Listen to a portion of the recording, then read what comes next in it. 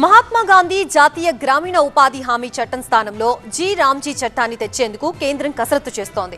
గ్రామీణ ప్రాంతాల్లో ఏడాదికి 125 పని దినాలు కల్పించేందుకు ఈ బిల్లులో ప్రతిపాదించారు. అయితే గాంధీ పేరుని తొలగించి కొత్త చట్టం తీసుకురావడంపై విపక్షాలు మండిపడుతున్నాయి.